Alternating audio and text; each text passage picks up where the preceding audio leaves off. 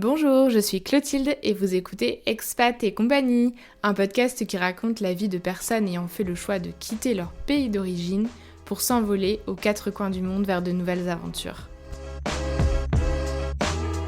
Expat et compagnie, c'est avant tout un podcast pour vous faire rêver, pour vous emmener au travers du témoignage de mes invités à découvrir des destinations parfois connues, parfois moins connues, et de vous inspirer au travers de leur histoire pour réaliser votre propre expatriation et oser vous lancer. Pour ne louper aucun épisode, abonne-toi. Bonne écoute. Bonjour et bienvenue dans ce nouvel épisode du podcast. Aujourd'hui, nous allons parler d'expatriation, de changement de vie, de quête de sens et de résilience. Mon invitée est une autrice et son dernier roman explore avec justesse l'expérience de celles que l'on appelle, entre guillemets, les conjoints traqués, les conjoints suiveurs, on reparlera de ce terme plus tard. À travers son regard, nous explorerons les réalités souvent invisibles de cette aventure humaine. Je suis ravie de lui donner la parole. Bonjour Sulike. Bonjour Clotilde. Bienvenue Sully, est-ce que tu peux te présenter brièvement à nos auditeurs ? Oui, donc je m'appelle Sulike, je suis autrice et également enseignante. J'ai vécu 10 ans à l'étranger, 5 ans à Séoul en Corée du Sud, 2 ans à Cracovie en Pologne, 3 ans à Budapest en Hongrie. J'ai 3 enfants. Et c'est bon, c'est encore. C'est déjà pas mal, c'est déjà beaucoup d'infos. Tu as 54 ans et aujourd'hui, tu vis en région parisienne. Voilà, donc je suis rentrée d'expatriation en 2013 exactement. Donc ça fait quand même maintenant 12 ans que le temps passe vite. Oui, alors tu es de retour en France après plus de 10 ans à l'étranger. C'est ça. Quel regard portes-tu aujourd'hui sur cette période avec un peu de recul ? J'étais très heureuse, moi, de vivre ces années d'expatriation. J'ai trouvé que c'était un bon bol d'air, un bon bol de jouvence, parce qu'on prend quand même... Je trouve que ça rajeunit, on est toujours de bonne humeur, on a toujours envie de faire beaucoup de choses. En tout cas, moi, j'étais toujours très, très enthousiaste, même s'il y avait des moments qui n'étaient pas toujours très, très faciles. Mais bon, dans la vie de tous les jours, de toute façon, même quand on n'est pas en expatriation, on a toujours parfois des coups de blues. Mais moi, j'ai vraiment adoré mon expérience et je m'étais faite énormément d'amis. Surtout des copines, puisque la plupart de mes amis ne travaillaient pas et étaient des femmes. Et ces amies, je les appelais des sœurs de cœur. Et malgré les distances qui nous séparent encore aujourd'hui, malgré le fait qu'on ne se voit pas ou que l'on s'appelle juste 1 fois, 2 fois, 3 fois par an, les liens restent quand même toujours très très forts. Donc pour moi, c'était que du bonheur. Que du bonheur. Bon bah super, c'est un beau souvenir que tu gardes. Alors tu as vécu plusieurs fois à l'étranger, tu nous as cité un petit peu les pays. Est-ce que tu peux nous dire dans quel pays tu as vécu et dans quel contexte à l'époque tu es partie ? Donc les 3 pays étaient la Corée du Sud, la Pologne et la Hongrie. Donc pour la Corée du Sud et la Hongrie, c'était donc les capitales, Séoul et Budapest. Et pour la Pologne, donc c'était Cracovie, donc une autre grande ville, une ville importante de la Pologne. Donc je suis partie avec mon ex-conjoint qui travaillait dans une société privée.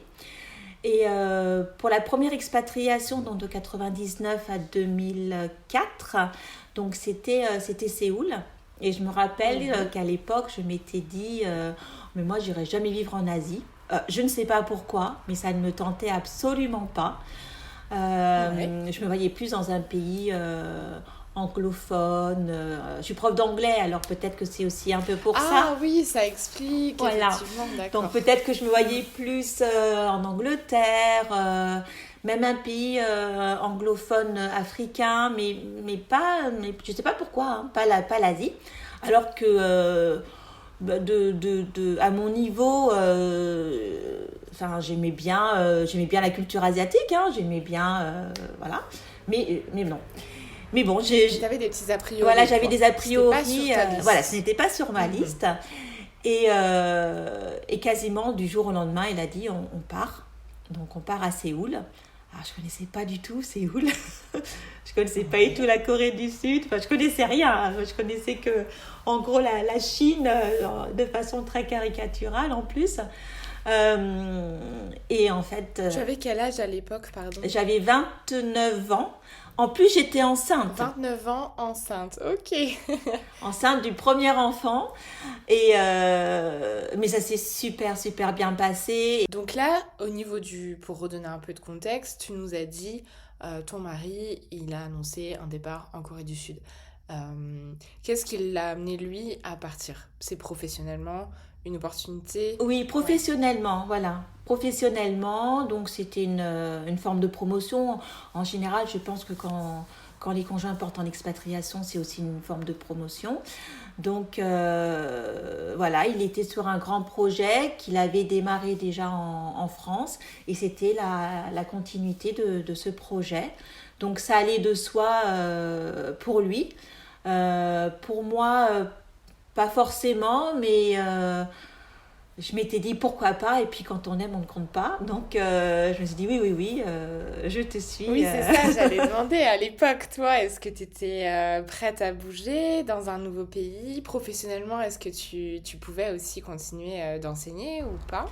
Alors en fait, comme je venais d'être titularisée, mais tout juste, donc ça s'était très bien goupillé.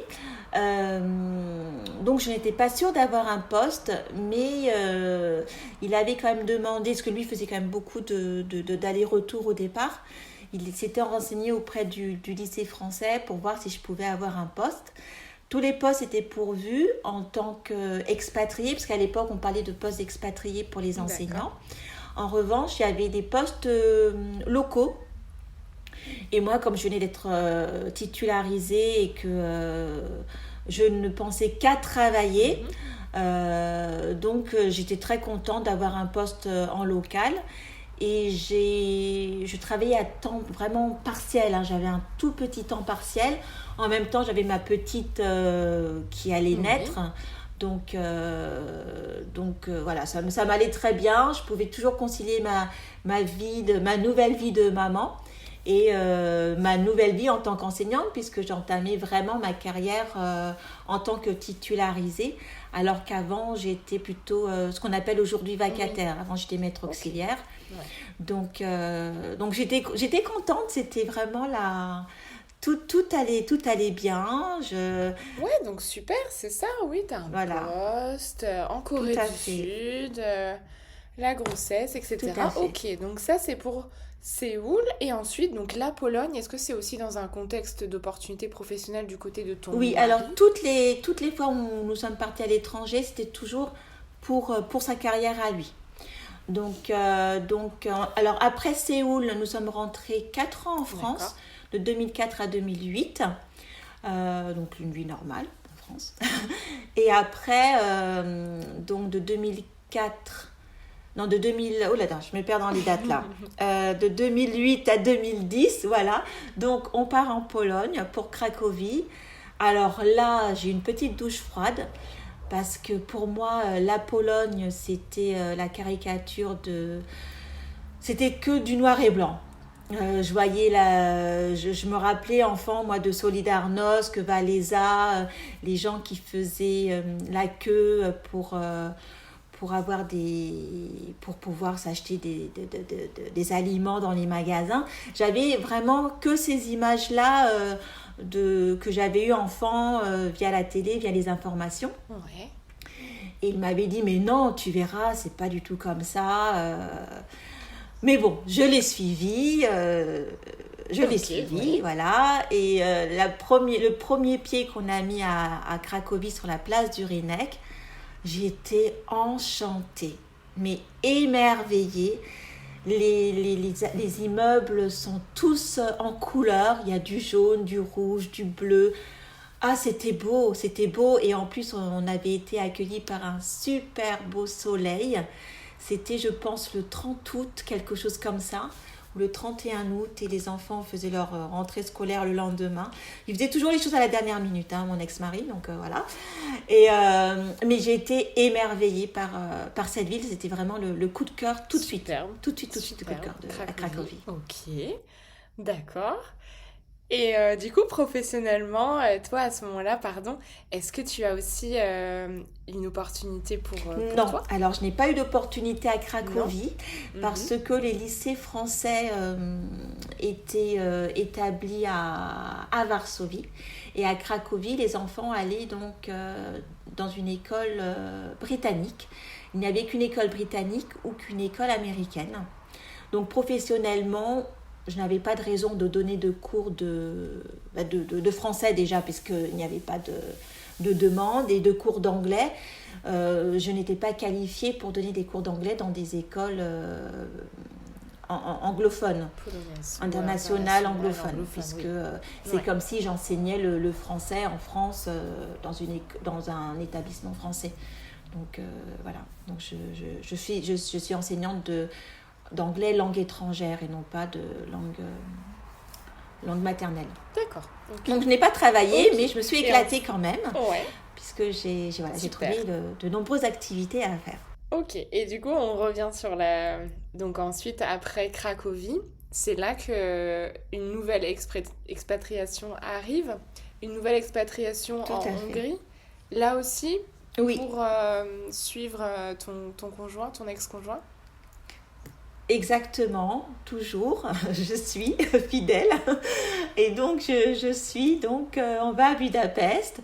Là, ça a été un peu plus compliqué même pour lui, je pense, parce qu'on était vraiment très, très bien à Cracovie. On était très heureux dans un confort émotionnel. Je ne sais pas si on peut dire ça, mais on était très bien. On avait des amis extraordinaires. On faisait de belles balades, on avait une belle vie, vraiment. Ouais, vous aviez trouvé un équilibre. Un très très bel équilibre, très bel équilibre. Et voilà, on doit aller à Budapest, donc ça tombe un peu comme une petite claque. Et d'ailleurs, dans un de mes romans, dans mon dernier roman No Desire, je dis qu'on était parti parce qu'il y a beaucoup d'églises à Cracovie. Donc on était parti allumer plein de cierges pour essayer de ne pas partir, de rester. Mais on est parti donc à Budapest. Ça s'est bien passé aussi. Alors le début était un peu plus compliqué parce que la configuration était autre. C'est-à-dire qu'à Cracovie, on faisait tout à pied. On allait quasiment toutes à l'école à pied. Il n'y avait que peut-être 2 familles qui amenaient leurs enfants en voiture. Mais tout le monde habitait autour de l'école. Et après l'école, donc on se retrouvait très très facilement. Alors qu'à Budapest, la plupart des gens venaient en voiture. Même quasiment tout le monde venait en voiture. Et après, tout le monde se dispersait. Donc au début, c'était un peu compliqué pour moi. Parce que j'avais pas d'amis. et j'ai quand même... Donc j'ai essayé de travailler à l'école française. Et j'ai réussi à travailler à l'école française au bout de la 2e année. À temps partiel, et je crois que la première année, au bout d'un certain temps, j'avais quand même réussi à donner quelques petits cours comme ça de remplacement. Je n'avais pas fait beaucoup de temps, mais la 2e ou 3e année, là, j'avais travaillé à mi-temps, oui, c'était la 3e année, je crois, à mi-temps à l'école française, parce que j'avais besoin de travailler à Budapest. À quel moment, Sully, tu as réalisé que ton parcours de, entre guillemets encore une fois, conjointe accompagnatrice était plus qu'un rôle passif, mais une aventure à part entière? Alors, en fait, dès le départ, ça a été une aventure à part entière. Dès le départ, j'ai eu la chance, je pense, de rencontrer des bonnes personnes et des belles personnes, ce qui n'est peut-être pas donné à tout le monde, mais cela m'a donné par conséquent beaucoup de ressorts, beaucoup d'allant et beaucoup d'énergie positive. Donc je me suis prise en main, et aussi je n'ai pas voulu dès le départ, mais je pense que c'est peut-être parce que j'ai dû rencontrer 1 ou 2 personnes pas trop cool qui disaient moi je suis madame 2 et moi je ne voulais pas être madame 2. Donc, j'ai essayé de m'occuper très très rapidement et j'ai réussi à trouver donc un groupe de mamans très très sympathiques avec lesquelles j'ai lié amitié très rapidement et j'ai vu que je pouvais faire des choses. Par exemple, à Séoul, j'ai fait du théâtre. C'était ma passion en France, enfin ça a toujours été ma passion. Donc je m'étais inscrite au club théâtre de l'Association des Français. J'ai donné des cours aussi, donc j'avais quand même aussi un pied dans l'école. Voilà, et je faisais des activités pour moi, pour mon plaisir à moi. Donc de ce côté-là, je pense que j'ai eu de la chance quand même, parce que Ouais. j'ai trouvé tout de suite. Sauf à Budapest, où là c'était un peu plus compliqué. Mais sinon, à Séoul et à Cracovie, tout de suite, j'ai trouvé de quoi faire. J'ai bien été accueillie aussi. Oui. La vie sociale est souvent un pilier de l'équilibre et c'est important de trouver sa place et de construire des relations, notamment comme tu disais, par le biais d'activités. Et le regard des autres, notamment ceux du pays d'accueil ou même ceux restés au pays, est-ce que ça t'a parfois pesé?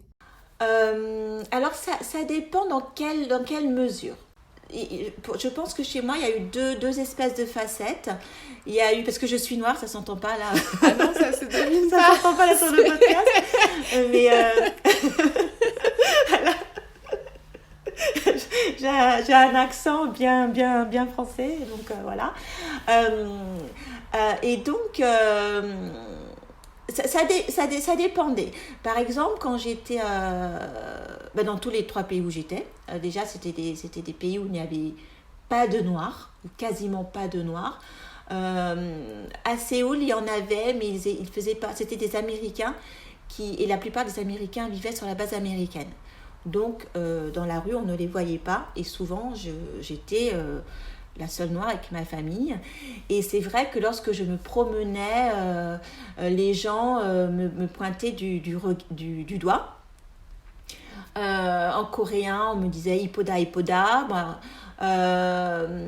en Pologne, on nous prenait en photo. En Hongrie, on nous regardait un peu bizarrement. Mais je ne l'ai jamais vraiment trop mal pris. Euh, je faisais en sorte que ça ne m'atteigne pas, que ça ne m'empêche pas de vivre. Alors, d'autant plus qu'à Séoul, par exemple, quand les femmes du marché me regardaient, elles disaient Yepoda, Yepoda, Yepoda. Ça veut dire jolie. Donc, une fois que je savais que ça voulait dire jolie, donc je me suis dit, bah, ça va, en fait, c'est pas une curiosité malsaine. Mais bon, on se protège comme on peut aussi. Hein. Ce qui pouvait être un peu gênant, c'était les photos qu'on prenait de nous. Alors, en Corée, on n'a pas eu ça. On a eu ça beaucoup à Cracovie. Les gens nous prenaient beaucoup en photo. Mais pourquoi tu penses qu'ils vous prenaient en photo? Ah ben je sais pas ce qu'ils faisaient des photos, parce qu'en plus à l'époque les réseaux sociaux n'étaient pas trop développés, on n'avait que Facebook. Je pense qu'ils devaient les garder, les montrer à leurs copains. Du coup, est-ce que vous aviez l'air d'être une famille particulièrement atypique pour que les gens se Je pense qu'on retournent était, oui, je pense qu'on devait être atypique parce qu'on était noirs, on était tous les 5 noirs. Donc j'ai 3 enfants. On devait être atypique. Alors certains n'en avaient jamais vu, certains n'avaient jamais vu de personnes noires sauf à la télé. Mais il faut se dire qu'ils étaient en train ouais, de vous admirer, d'admirer cette différence, Voilà, donc moi Ouais. je le prenais plutôt dans ce sens-là. Alors c'était peut-être aussi une façon de me protéger, de nous protéger, hein. Mais en tout cas, comme ça j'ai pu vivre aussi une vie normale parce que je me rappelle, une copine nigériane à Budapest et elle en revanche, elle le prenait très très mal. Donc elle ne sortait pas beaucoup de chez elle, elle faisait ses courses, elle rentrait rapidement. Et moi, je voulais pas de cette vie-là. Moi, Oui, je voulais vivre normalement, pas vivre dans le port, oui. normalement. Donc, Mhm. donc avec mes copines, donc on vivait tout à fait normalement. Et j'avais des copines aussi On était des copines un peu arc-en-ciel. Donc j'avais des copines blanches, asiatiques, indiennes. On était vraiment très, très, très, très mélangés. Et, euh, et d'autres personnes, donc voilà, et d'autres regards, d'autres personnes me regardaient mais comme normalement, enfin, me regardaient pas en fait. Mhm. Elles me considéraient comme une personne. Donc c'est pour ça que je disais qu'il y avait peut-être deux façons. Oui. Oui, deux facettes différentes. Ouais. Mais pour résumer, quels ont été finalement les plus grands défis auxquels vous avez été confrontés ou plutôt, non, on va reformuler cette question. C'est pour toi. Quels ont été les plus grands défis auxquels tu as été confrontée en tant que conjointe? Alors, en tant que conjointe, un défi, c'était vraiment de ne pas être Madame 2. Je voulais vraiment... j'étais moi. Oui, tu voulais construire ton identité, être une personne à part entière et ouais. Voilà. Ok. Et je faisais Ok. vraiment toutes mes activités. Je faisais mon théâtre, je faisais mon sport, et je me souviens que pour certaines femmes, c'était toujours très important de savoir quelle était la position du conjoint, parce qu'en fonction de cela, elle t'adresse la parole ou pas. Et moi, je faisais tout, je prenais toujours un malin plaisir à ne pas dire tout de suite ce que mon conjoint faisait. Je donnais juste le nom de la société, mais je ne disais pas ce qu'il faisait. Parce que dans sa société, il y avait il y avait des techniciens, il y avait des ouvriers qualifiés, il y avait des chefs, il y avait des N+1, N+2, enfin bon, tout ça là. Donc lui, il faisait partie des chefs, mais je ne disais pas. Parce que je ne voulais pas qu'on m'adresse la parole par rapport à ce que lui faisait, mais par rapport à ce que j'étais moi. Mais de toute façon, ces personnes-là... pardon, je te coupe la parole. Non, pas de souci. J'allais dire, c'est très superficiel finalement. Donc non, je te rejoins sur ce point. Je pense que j'aurais été un petit peu pareil. Voilà, et puis cette personne-là, après, j'arrivais tout de suite à voir comment elles étaient. Donc, on ne faisait pas partie de la même cour. Quand je dis de la même cour, je veux dire, on n'avait pas les mêmes valeurs, donc elle ne faisait pas partie de mon entourage. Et ce qui était marrant, c'est que j'ai une très bonne amie dont le mari était consul. Et la première fois qu'elle m'avait abordée, c'était suite à une pièce de théâtre dans laquelle j'avais joué. Et elle m'avait dit « Ah bonjour, je vous ai vu dans la pièce de théâtre, est-ce que vous voulez venir dîner à la maison ?» Et puis moi je disais rarement non parce que j'aimais bien connaître les gens. Et je ne savais pas que c'était la femme du consul. Et donc le soir je rentre, puis je dis à mon ex-mari « Voilà, il y a une dame, elle s'appelle... Fanny, nana, elle nous invite et tout. Il me dit, mais c'est la femme du consul. Et j'étais très mal. Tout ça pour dire que, voilà, mais pour dire qu'elle aussi, elle ne s'affichait pas comme ça, en fait. Elle s'affichait juste en tant que personne et elle voulait pas être acceptée, considérée en fonction du poste de son conjoint. Et je pense que c'est important. Et je vous annonce maintenant la fin de cette première partie. Retrouvez Sully dès la semaine prochaine pour la partie 2 de cet épisode. Nous y aborderons notamment plus en profondeur le sujet de son roman. À très vite. Merci d'avoir écouté cet épisode d'Expat et compagnie. Si cela vous a inspiré, partagez cet épisode autour de vous, laissez-nous un commentaire et suivez-nous sur les réseaux sociaux pour ne pas manquer la sortie de nos nouveaux épisodes tous les 15 jours. À bientôt!